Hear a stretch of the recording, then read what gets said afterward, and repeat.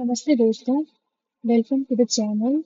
अगर आप system design interviews की प्रिपरेशन कर रहे हो या आप बैकएंड डेवलपमेंट में इंटरेस्टेड हो, तो आज का टॉपिक आपके लिए बहुत इंपॉर्टेंट है, स्केलेबिलिटी। इस वीडियो में हम स्टेप बाय स्टेप समझेंगे कि स्केलेबिलिटी क्या होती है, सिस्टम को कैसे स्केल किया जाता है और इंटरव्यू में इसको कैसे एक्सप्लेन करना चाहिए। तो यहाँ पे मैंने एजेंडा बना रखा है कि हम यहाँ पे इस वीडियो में क्या देखने वाले हैं। तो why do we need scalability, कि ये कौन सा प्रॉब्लम है जो हम फेस करते हैं इन द सिस्टम्स, इसके लिए हमें स्केलेबिलिटी की ज़रूरत पड़ती है। फिर हम इसका एक बेसिक डिफिनीशन देखेंगे एंड फिर और वो क्या क्या तरीके होते हैं जिसके थ्रू हम सिस्टम को स्केल कर सकते हैं। तो जब हम जैसे हम प्रॉब्लम पे जाते हैं, तो जैसे कि सोचिए कि आपने एक एप्लीकेशन बनाई एंड स्टार्टिंग में मान लो कि 50 या 100 यूजर्स थे एंड सब कुछ स्मूथ चल रहा था। अब लेकिन जैसे जैसे यूजर्स यूजर्स बढ़ रहे हैं, तो वैसे वैसे क्या हो रहा है कि ट्रैफिक भी इंक्रीज होगा। और इससे क्या होती है कि कभी कभी ऐसा भी होगा कि अचानक से ऐप स्लो होने लगेगी, रिस्पॉन्स टाइम जो हो जाएगा वो बढ़ने लग जाएगा। और इस इसकी वजह से क्या होता है कि सिस्टम जो हो जाता है हमारा, वो क्या हो जाता है, स्लो हो जाता है। ये सारे हैं क्या, प्रॉब्लम्स जो कि हम फेस सकते हैं by increasing the number of users. का ग्रोथ जब होता है, तो ये यूजर के ग्रोथ की वजह से हम इन सारी प्रॉब्लम को फेस करने लग जाते हैं। तो जैसे जैसे यूजर्स बढ़ेंगे, हमारा ट्रैफिक इंक्रीज होता जाएगा और सिस्टम स्लो होता जाएगा। तो इन्हीं चीजों को हैंडल करने के लिए हम बढ़ते हैं स्केलेबिलिटी की तरफ। स्केलेबिलिटी का अगर बेसिक डिफिनेशन देखा जाए, तो ये होता है कि हैंडल, बेसिक डिफिनेशन सबसे ज्यादा कि हैंडल मोर लोड विदाउट परफॉर्मेंस ड्रॉप। मतलब क्या, मतलब ये होता है कि स्केलेबिलिटी का मतलब होता है सिस्टम को ज्यादा लोड हैंडल करने के लिए हम कैपेबल कर दें और परफॉर्मेंस को बिना गिराए ऐसा करना है हमें। तो अब हमें ये समझ में आया स्केलेबिलिटी का बेसिक डिफिनेशन ये होता है, लेकिन अब ये मैटर क्यों करता है, व्हाई डज इट मैटर। इसलिए करता है कि अब जैसे जैसे अब हमारे पास यूजर बढ़े, हमारे पास रिक्वेस्ट ज्यादा आएंगे। रिक्वेस्ट ज्यादा आएंगे मतलब क्या, डेटा ज्यादा फ्लो होगा सिस्टम के अंदर। तो रियल वर्ल्ड सिस्टम ये होता है कि यूजर्स वगैरह बढ़ते हैं, जैसे ही सिस्टम हमारा ग्रो करने लगता है, तो ये सब चीजें कंटिन्यूसली ग्रो करने लगता है। तो हमें स्केलेबिलिटी की जरूरत पड़ने वाली है। अब क्या, अब चलो, ये मैंने प्रॉब्लम स्टेटमेंट से समझा दिया, हम स्केलेबिलिटी की नीड की डेफिनेशन बता दिया। अब बात करते हैं कि बेस क्या है सिस्टम को स्केल करने का। तो स्केल करने के दो तरीके हैं, first one is the vertical scaling and the second one is horizontal scaling. तो सबसे पहले हम बात करते हैं कि वर्टिकल स्केलिंग में क्या होता है। तो वर्टिकल की अगर बात करूं, तो वर्टिकल में कुछ नहीं होता कि वर्टिकल मतलब क्या, कि सर्वर को और मतलब कैपेसिटी को, सर्वर की कैपेसिटी को, एक ही सर्वर एक ही रहेगा। सर्वर एक ही है, मतलब bigger server, this is a bigger server in the, I am talking about the vertical scaling. तो सर्वर एक ही रहता है कि और सर्वर को हम क्या करते हैं, उसकी कैपेबिलिटी को बढ़ाते हैं। कैपेबिलिटी कैसे बढ़ाएंगे, तो आप उसकी सीपीयू को इंक्रीज कर दो, आप उसका रैम को इंक्रीज कर दो, कि अगर with in the current capacity अगर वो सर्वर जो है वो लोड हैंडल नहीं कर पा रहा, तो हम उसकी कैपेसिटी को बढ़ाएंगे, सीपीयू को बढ़ा के, रैम को बढ़ा के, मतलब क्या, उसके स्टोरेज को बढ़ा दो। तो वर्टिकल स्केलिंग में हम एक ही सर्वर को और पावरफुल बनाते हैं, पावरफुल बनाते चलते हैं। अब इसमें क्या होता है कि इसमें होता ये है कि ये बहुत सिंपल है। अगर इसके प्रॉस देखो तो ये बहुत सिंपल है कि सर्वर आपका एक ही, विदाउट एनी कोड चेंजेस आप क्या कर रहे हो, उसकी कैपेसिटी को बढ़ाते जा रहे हो। अब इससे क्या होगा कि आप सारा कोड अब एक ही सर्वर पर है, पूरे सारे कोड जितने हमारे रन हो रहे हैं। इससे क्या होता है कि कोई भी क्लाइंट, जैसे ना क्लाइंट ने जैसे ही सर्वर को रिक्वेस्ट करा, तो सारा कोड फ्लो इसी पर रन हो रहा है, तो इसको ना रिस्पॉन्स करने में इजी होता है। अब आपने कैपेसिटी को बढ़ा दिया, तो इस पे अब उतना लोड ऐसा नहीं, इतना लोड भी नहीं आएगा इस पे कि उसको रिक्वेस्ट प्रोसेस करने में दिक्कत हो रही है, वो स्लो डाउन हो रहा नहीं। अब ये हमने वर्टिकल स्केलिंग से उसको हैंडल कर लिया, तो यहाँ पे ना ये इसको रिस्पॉन्स करने में कैपेबल है। और इससे क्या होगी कि लेटेंसी जो होगी ना, काफी कम हो जाएगी। तो ये कह सकते हैं इसका प्रॉस है। लेकिन इसमें कॉन्स भी है। कॉन्स ये कि आप सिस्टम की कैपेबिलिटी कितनी बढ़ाओगे।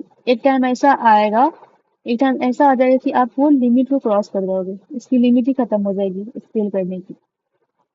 तो ये इसका एक बहुत बड़ा वो क्या कह सकते हैं कि कॉन्स है। हार्डवेयर की एक लिमिट होती है, तो हार्डवेयर लिमिट आप क्रॉस कर जाओगे।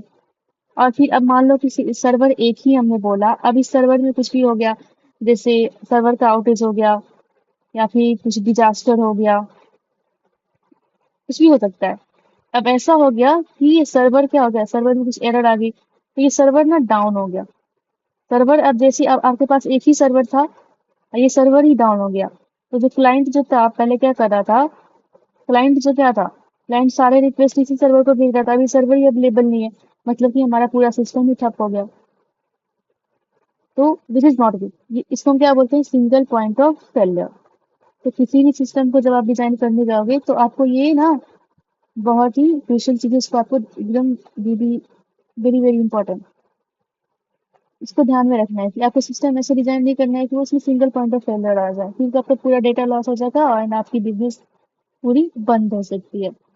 तो ये मतलब सिंपल होता है, लेकिन vertical scaling is very simple, but वही इसकी लिमिटेशन होती है, एंड जो कि एक समय के बाद हमेशा पॉसिबल नहीं कर पाता है। अब हम बात करते हैं हॉरिजॉन्टल के बारे में।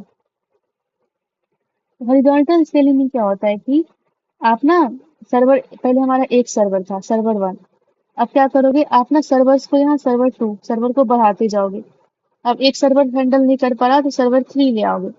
तो ऐसे अब जैसे क्लाइंट ने कोई भी रिक्वेस्ट करी यहाँ से फायर, तो वो सिर्फ एक ही सर्वर अब हैंडल नहीं करेगा, वो सर्वर कोई भी हैंडल कर सकता है। तो इसमें क्या होता है कि हॉरिजॉन्टल स्केलिंग में हम एक के बजाय मल्टीपल सर्वर्स को हम ऐड करते हैं। ओके, मतलब और ये सर्वर में रिक्वेस्ट कैसे डिस्ट्रीब्यूट होंगी, तो उसके लिए क्या होता है कि अब जैसे कोई भी यूजर है, यूजर ने यहाँ से रिक्वेस्ट फायर करी, अब हमारे पास सर्वर वन है, सर्वर टू है, सर्वर थ्री है, तो ना हम यहाँ पे टेक्निक्स लगाते हैं कि अब हम ऐसे डिस्ट्रीब्यूट करें कि कोई भी सर्वर पे लोड बहुत ज्यादा ना हो जाए, उसको हैंडल करते हैं हम थ्रू लोड बैलेंसर। तो यहाँ पे एक लोड बैलेंसर बैठा देते हैं, तो कोई भी यूजर जैसे भी रिक्वेस्ट करा तो पहले लोड बैलेंसर के पास जाएगा, लोड बैलेंसर डिटेक्ट करता है उसको किस सर्वर के पास ये रिक्वेस्ट राउट करनी चाहिए। तो इसमें क्या होता है, कोई एक सर्वर मतलब बॉम्बार्ड नहीं हो गया, मतलब ओवरलोडेड नहीं है कोई भी रिक्वेस्ट पे, रिक्वेस्ट यहाँ पे डिस्ट्रीब्यूट होता है बिटवीन द सर्वर्स। तो इससे क्या होती है कि इसमें अवेलेबिलिटी अच्छी होती है, और मतलब इसका बिगेस्ट एडवांटेज ये है कि, और सर्वर को आप ऐड कर रहे हो तो ये इजीली इजीली आप इसको मतलब सर्वर को ऐड वगैरह कर सकते हो, इजीली स्केलिंग है। ठीक है, और इसमें अवेलेबिलिटी भी आप बढ़ा दे रहे हो। अब रिक्वेस्ट किसी भी सर्वर के पास जाएगी यूजर की, और यूजर को रिस्पॉन्स मिल जाएगा, तो सिस्टम इज हाईली अवेलेबल। और आप at any point of time server को ऐड कर सकते हो, सर कोई सर्वर अगर खराब हो गया तो उसको हटा सकते हो। तो मतलब स्केलिंग करना इज वेरी इजी। तो इसमें अवेलेबिलिटी काफी अच्छी होती है, बट अब इसमें मल्टीपल सर्वर्स आप ऐड कर रहे हो, तो अब डेटा हर जगह फैला जा रहा है। तो उस डेटा की कंसिस्टेंसी आप कैसे मेंटेन करोगे, सिस्टम को कैसे रिलायबल बनाओगे, तो काफी सारी कॉम्प्लेक्सिटीज आ जाती हैं। इसकी ये जो सारी कॉम्प्लेक्सिटीज हैं, इसकी हम आगे बात करेंगे इन सम अदर वीडियोस। अभी हम इस पर नहीं फोकस, ये सब अपने आप में एक टॉपिक है समझने के लिए। इसकी अभी हम from a very beginner level you need to understand about this thing also. जब भी आप कोई भी बेटर सिस्टम को डिजाइन करने वाले हो तो, बट हम इसको भी इसमें नहीं रखेंगे, हम इसको सेपरेट वीडियो में रखेंगे। तो यही है कि अच्छा है, horizontal scaling is very good, and बहुत बड़ी बड़ी कंपनीज अमेजोन, नेटफ्लिक्स, माइक्रोसॉफ्ट ये यूज करती है हॉरिजॉन्टल स्केलिंग, बट ये कॉम्प्लेक्सिटी भी बढ़ जाती है। तो हमने दो तरीके भी देख लिए, तो मैं इसको भी यहाँ पे मार्क कर देती हूँ। अब इन नट्स अगर मैं समराइज कर दूं सारी चीजों को, समरी तो यही था कि हमें स्केलेबिलिटी की जरूरत क्यों है, क्योंकि हमें ग्रोथ को, हमारा सिस्टम जब भी करेगा तो हमें ग्रोथ को हैंडल करना है। तो ग्रोथ हैंडलिंग होगी। इसके दो तरीके थे, एक वर्टिकल, वर्टिकल में क्या होता है एक ही सिस्टम की कैपेबिलिटी को बढ़ा देना बाय इंक्रीजिंग स्टोरेज, तो ये हो गया स्केल अप। अब इसको हम बोलते हैं स्केल अप, एक ही सिस्टम को आप अपग्रेड करते जाओ। बाकी दूसरी थी हॉरिजॉन्टल। हॉरिजॉन्टल में क्या होती है कि हमें स्केल आउट करना होता है, कि आप सर्वर को लाओ और ऐड करते चलो। तो ओवरऑल स्केलेबिलिटी का मतलब ये है कि सिस्टम को स्मूथली ग्रो कर पाना। अब इस वीडियो में बस इतना ही था। आप वीडियो को फिर से रिवाइंड करके देखो, कुछ समझ में नहीं आ रहा तो मुझे कमेंट करो, मैं उसको कमेंट को पक्का एड्रेस करूंगी।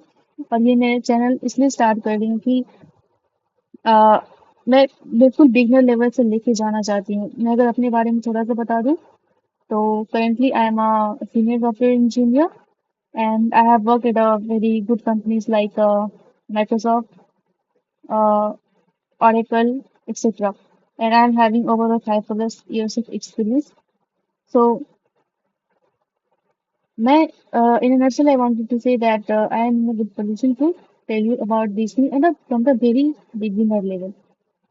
और हम नेक्स्ट वीडियो में अब जैसे मैंने हॉरिजॉन्टल अब नेक्स्ट वीडियो में हम क्या बात करने वाले हैं, तो जैसे मैंने हॉरिजॉन्टल स्केलिंग के बारे में बताई थी कि इसमें हम मल्टीपल सर्वर्स को ऐड कर सकते हैं।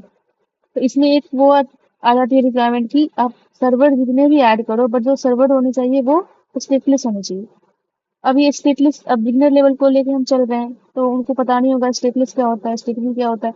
तो और ये सर्वर स्टेटलेस ही क्यों चाहिए, तो ये सब सारी चीजें हम in the next video discuss करेंगे। तो आप कमेंट करके बताना whether should I make these और not as a beginner level, क्या आपको इसकी रिक्वायरमेंट है, देन आई विल मैं इस पर अच्छा एक वीडियो बना दूंगी। Thank you for watching. If you like this video keep liking, subscribing the channel and we will meet in the next video. Thank you.